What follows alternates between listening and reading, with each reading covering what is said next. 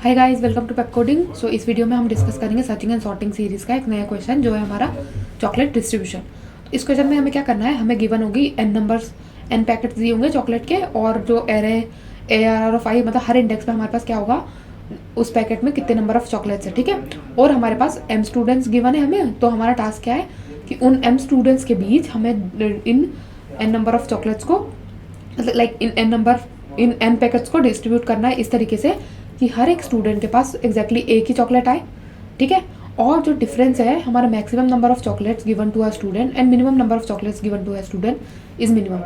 मतलब कि जो मैक्सिमम नंबर ऑफ चॉकलेट मैंने किसी स्टूडेंट को दी है, एक स्टूडेंट को मैं मैक्सिमम चॉकलेट दूंगी, नंबर ऑफ चॉकलेट आएगी एक डिस्ट्रीब्यूशन में एक स्टूडेंट के पास, और उन्हीं में से किसी एक स्टूडेंट के पास बहुत कम चॉकलेट आएंगी, राइट। क्योंकि मतलब हर डिस्ट्रीब्यूशन में ऐसा तो होगा ही सही कि एक को बहुत ज़्यादा सबसे ज़्यादा चॉकलेट मिली होंगी और एक को सबसे कम वाला पैकेट मिला हुआ है ना, क्योंकि वेरिएबल नंबर ऑफ चॉकलेट है सब में इक्वल तो है नहीं, तो एक में कम होगी, एक किसी के पास कम आई, एक किसी के पास सबसे ज़्यादा। तो हमें बस उसको क्या करना है, बस उसको ना सबसे कम करना है उस डिस्ट्रीब्यूशन को, लाइक उस डिफरेंस को, है ना, और फिर उसको उसकी वैल्यू रिटर्न करानी है। सपोज मेरे पास n इज इक्वल टू 6 है, मतलब 6 है, मतलब मेरे पास 6 पैकेट्स है, ठीक है, चॉकलेट के। एक में मेरे पास है, चलो मान लिया दो चॉकलेट्स है, एक में 3 चॉकलेट्स है, एक में 1 चॉकलेट है, एक में मेरे पास 11 चॉकलेट, एक में मेरे पास 5 चॉकलेट है, एक में मेरे पास 7 चॉकलेट, ठीक है ना। तो अगर जैसे मान लिया मैंने ऐसा डिस्ट्रीब्यूट किया है कि मेरे पास मतलब मेरे पास चार स्टूडेंट्स है, ठीक है। मैंने ऐसे डिस्ट्रीब्यूट किया कि पहले को दो चॉकलेट दे दी, दूसरे को 3 चॉकलेट वाला पैकेट दे दिया, तीसरे को मैंने 1 चॉकलेट वाला पैकेट दे दिया, चौथे को मैंने 11 चॉकलेट वाला पैकेट दे दिया, ठीक है। मैंने अगर ऐसे डिस्ट्रीब्यूट किया तो मिनिमम तो एक स्टूडेंट मतलब इस डिस्ट्रीब्यूशन में किसी एक स्टूडेंट के पास मेरे पास मिनिमम नंबर ऑफ चॉकलेट वाला पैकेट आया, है ना, जिसमें क्या है मेरे पास सिर्फ एक ही चॉकलेट है, और एक के पास मैक्सिमम नंबर ऑफ चॉकलेट वाला पैकेट आया।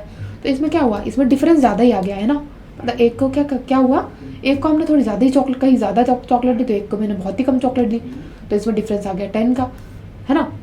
फिर से एक और दूसरी डिस्ट्रीब्यूशन देखते हैं जिसमें मैंने क्या किया, एक को 2 दे दी, एक को 3 दे दी, एक को मैंने 11 चॉकलेट दे दी, एक को मैंने 5 चॉकलेट दे दी।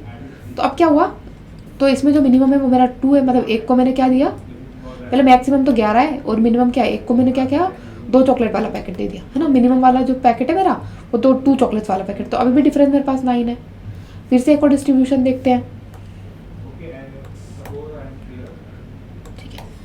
एक और डिस्ट्रीब्यूशन में दिखाऊं अगर तो उसमें ऐसा होगा कि जैसे मैंने क्या किया, मैंने पहले वाले एक बच्चे को मैंने दे दी है 1 चॉकलेट, मतलब है ना, 1 चॉकलेट वाला पैकेट, एक को 3 चॉकलेट वाला पैकेट, एक को 7 चॉकलेट वाला पैकेट, और एक को 5 चॉकलेट वाला पैकेट।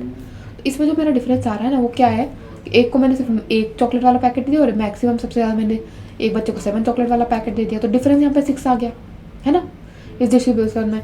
फिर से एक और दूसरी डिस्ट्रीब्यूशन अगर हम देखें तो 3, 5, 7, 11, है ना। तो इसमें क्या डिफरेंस आया, 11 - 3, इसमें मेरे पास डिफरेंस आ गया, मेरे पास आ गया इसमें डिफरेंस 8 का, राइट।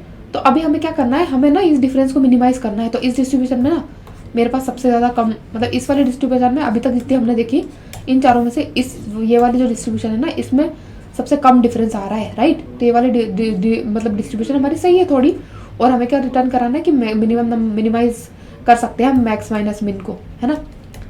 मैक्स जो होगा हर डिस्ट्रीब्यूशन में माइनस मिन की मिनिमम वैल्यू ना 6 आ रही है मेरे पास, तो हमें क्या करना है, 6 को रिटर्न कराना है, ठीक है।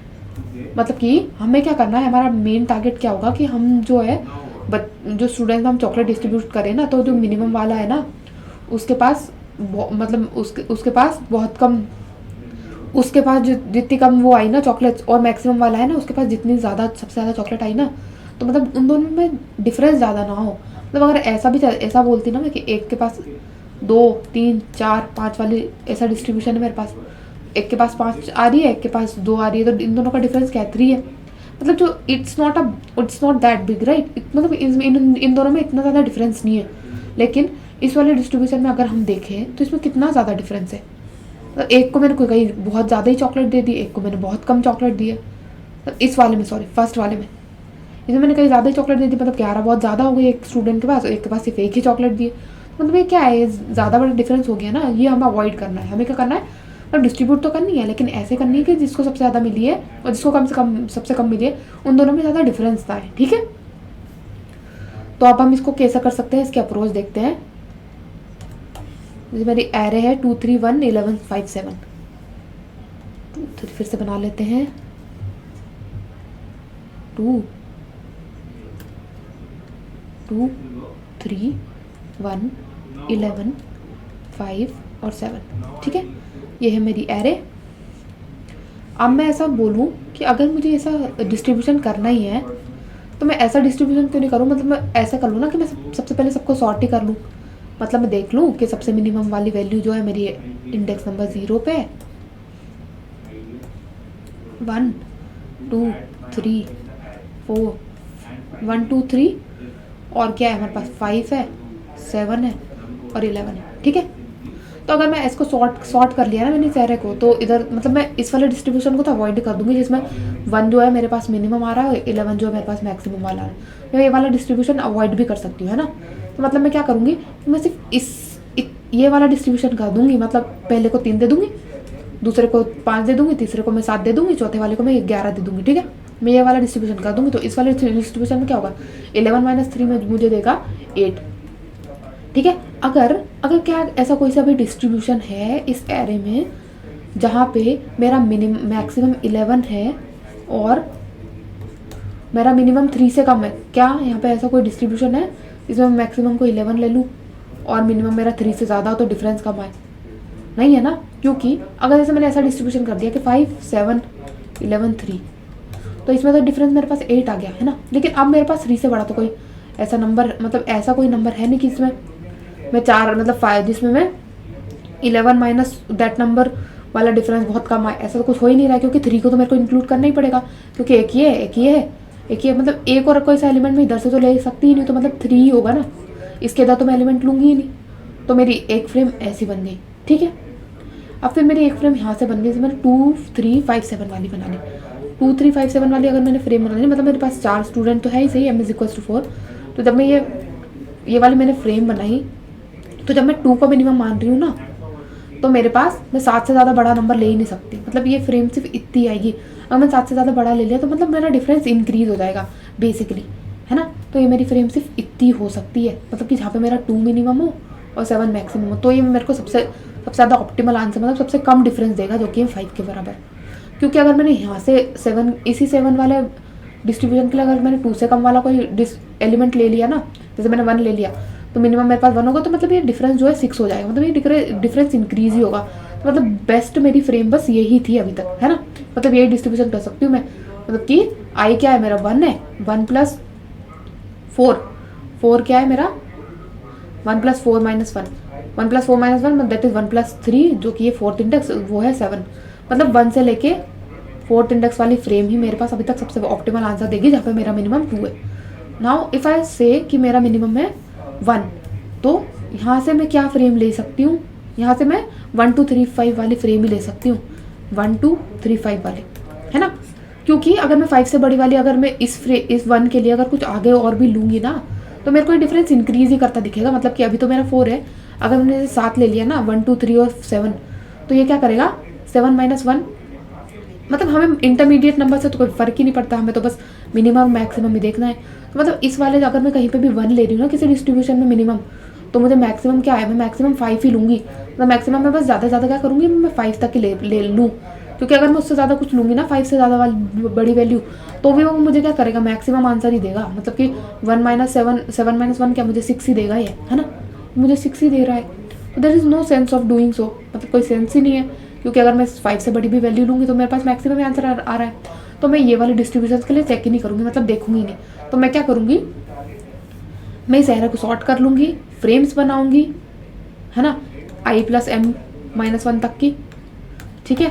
मतलब m साइज़ की फ्रेम्स बनाऊँगी, है ना, ठीक है। और उन्हीं फ्रेम्स में मैं देखूँगी कि मिनिमम आंसर क्या आ रहा है और उसको रिटर्न करा दूँगी, ठीक है। फिर से एक बार थोड़ा सा और एक्सप्लेन कर देती हूँ मैं, एक सेकेंड।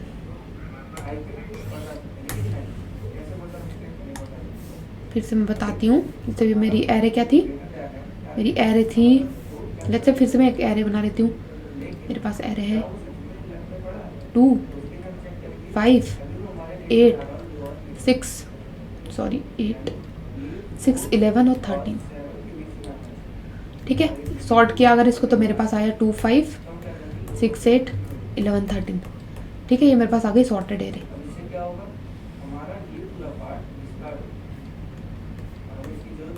ये मेरी सॉर्टेड एरे है ना। तो अब मैंने क्या किया, अब मैंने सबसे पहले एक ये वाली मेरी फ्रेम बनेगी जहाँ पे मेरा 2 मिनिमम है, वहाँ पे मेरा 8 से ज़्यादा मैक्सिमम लूँगी नहीं, मैं चेक ही नहीं करूँगी। मतलब ये मैं 2 5 6 8 वाली डिस्ट्रीब्यूशन ही कंसिडर करूँगी। इसके आगे मैं 2 5 6 11 वाली तो कंसिडर ही नहीं करूँगी, क्योंकि ये तो मेरे को ज़्यादा वो देगा ना, डिफरेंस ऑफ मैक्स माइनस मिन का। सेट है ना। और फिर अगर मैं 2 5 6 13 ये भी मैं कंसिडर नहीं करूँगी, मतलब मैं इनको चेक ही नहीं करूँगी, मैं सिर्फ यहाँ तक ही चेक करूँगी सॉर्ट करने के बाद, है ना। जब मैंने सॉर्ट कर दिया ना एक बार, तो उसके बाद जहाँ पे मेरा मिनिमम 2 होगा और मेरा मैक्सिमम 8 होगा, तो ये मेरे को थोड़ा सा ऑप्टिमल आंसर दे सकता है। ठीक है, अब मेरा मिनिमम मैंने मान लिया 5 है, तो 5 के लिए मैं क्या मैक्सिमम से मैक्सिमम क्या वैल्यू लूँ, मैं मैक्सिमम से मैक्सिमम 11 ही लूँगी, क्योंकि अगर मैंने और कुछ बड़ा किया ना, मतलब मैक्सिमम मेरे पास क्या हो सकता है 11 ही हो सकता है। अगर मेरे पास और कुछ बड़ा किया तो मुझे और बड़ा आंसर देगा, मतलब 11 - 5 मुझे देगा 6। अगर मैंने 13 लिया, मतलब 5 6 8 13 वाला डिस्ट्रीब्यूशन कंसिडर किया, तो 13 - 5 मुझे 8 देगा, जो कि ज़्यादा है ना। तो मैं इसके लिए क्या करूँगी, यही वाली फ्रेम चलाऊंगी, है ना। फिर अब आता है मैंने मिनिमम जब 6 माना कि मिनिमम मेरा होगा 6 पैकेट वाला, वो क्या बोलते हैं 6 चॉकलेट्स वाला पैकेट, तो मेरा मैक्सिमम क्या हो सकता है 13। बस मैक्सिमम में कितना लूँगी 13, मतलब 6 8 11 13, तो डिफरेंस मेरे पास 7 आ जाएगा 13 - 6 का। ठीक है, ओके। उससे ज़्यादा तो मैं यहाँ पे ले भी नहीं सकती, मेरे पास कुछ अवेलेबल भी नहीं है ना। तो जहाँ मेरा 6 मिनिमम होगा, तो वहाँ पे मेरा मैक्सिमम 13 तक ही जाना चाहिए। जहाँ मेरा मिनिमम 5 होगा, वहाँ मेरा मैक्सिमम 11 तक जाना चाहिए। मतलब मैं एम साइज़ की फ्रेम्स बना के चेक कर रही हूँ, ओके। और अगर मैं इसको उल्टा भी चलाती ना, तो मतलब जैसे मैं 13 से लेकर 6 तक की एक फ्रेम बनाऊंगी, तो अगर जैसे मैं ऐसा कहूँ, इसको ही उल्टे तरीके से बोलूँ ना, कि जैसे मैंने 13 को मैक्सिमम, जहाँ मेरा 13 मैक्सिमम है ना, तो वहाँ मिनिमम मैं बस 6 तक ही जाऊँगी, क्योंकि मेरे पास पहले तो मेरे को 4 तो कलेक्ट करने ही है, सॉर्टेड जब है, तो मैं 13 11 8 और 6 ले लूँगी। ठीक है, तो मेरा मिनिमम बस 6 ही हो सकता है, तो ही मेरा ऑप्टिमल आंसर आएगा, मतलब 13 - 6 7 आएगा, है ना। अगर मैं 13 - 5 करूँगी ना, अगर मैं यहाँ पे जाऊँगी, तो 13 - 5 मुझे 8 देगा, 13 - 5 मेरे को देगा 8, जो कि ऑप्टिमल नहीं है ना, जो कि मतलब मैक्सिमम ही है, बड़ा ही है। फिर अगर मैं 13 - 2 लूँगी, तो ये मेरे को देगा 11। तो मतलब यहाँ से भी फ्रेम हमारी सिर्फ 4 साइज की बनेगी। ठीक है, ऑलराइट। ऐसे 11 के लिए 11 5 6 8 11 वाला कॉम्बिनेशन लेंगे हम, इसलिए हम पहले सॉर्ट कर ले रहे हैं, और फिर मतलब कितनी फ्रेम्स बनेगी, मतलब कितनी बार चलेगा ये हमारा लूप। अगर हम आई को 0 से चला रहे हैं, तो हमारा लूप चलेगा n - m टाइम। n मेरे पास कितना है, 1 2 3 4 5, n मेरे पास है 6, m मेरे पास है 4, तो 0 से 2 तक चलेगा, 0 1 2, मतलब कि 3 डिस्ट्रीब्यूशन पॉसिबल है, जो कि मेरे को मिनिमम आंसर दे सकते हैं। एक तो 2 5 6 8, एक होगा 5 6 8 11, और एक और क्या होगा,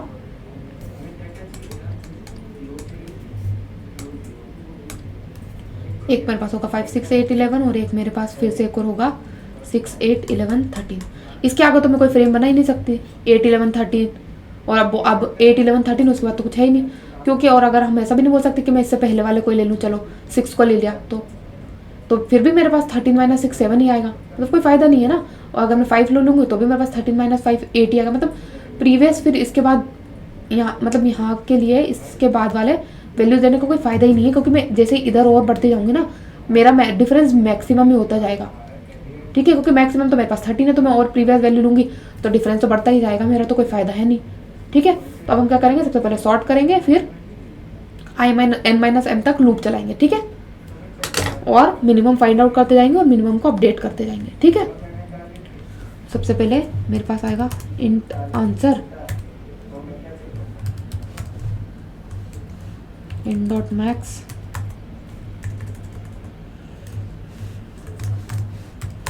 इसको मैंने किया सॉर्ट। पहले सारे को सॉर्ट करेंगे, arr dot begin, arr dot end. अब हम क्या करेंगे, एक लूप चला लेंगे for int i equals to 0, loop चलेगा n - m तक, n - m के बराबर तक, n - m i plus plus. Now answer plus equals to, answer plus equals to नहीं होगा, आंसर होगा मिन निकालना है, मैं answer comma ARR of I plus M minus 1 minus ARR of I, ठीक है। मतलब I हो या जो है हमारा इंडेक्स है, और I प्लस M क्या होगा हमारे हमारी, जैसे I मेरे पास है 1,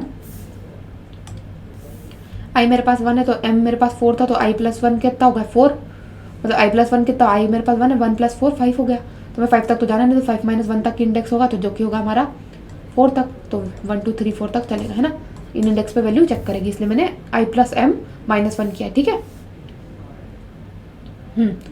तो अब क्या करेंगे, आंसर अपडेट होते जा रहा है हमारा। अब हम क्या करेंगे, आंसर को रिटर्न करा देंगे, रिटर्न आंसर, और इसको सब रन करके देखते हैं पहले।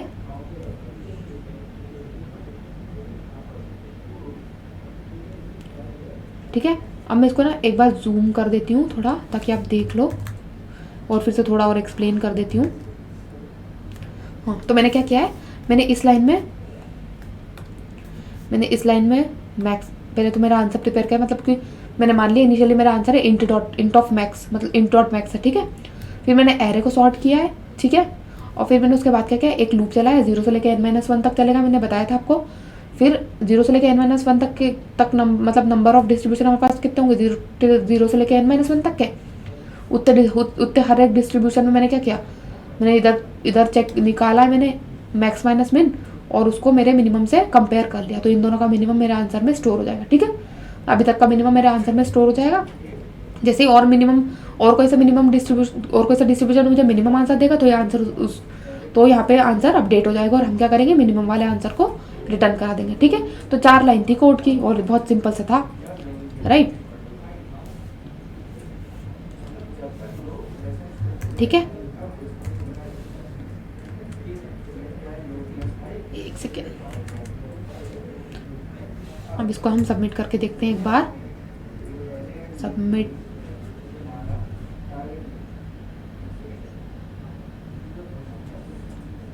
Okay, submitted, okay. So I hope आपको समझ आया हो। So I hope you like this video, and if you like this video please like, share and comment, and thanks for watching the video.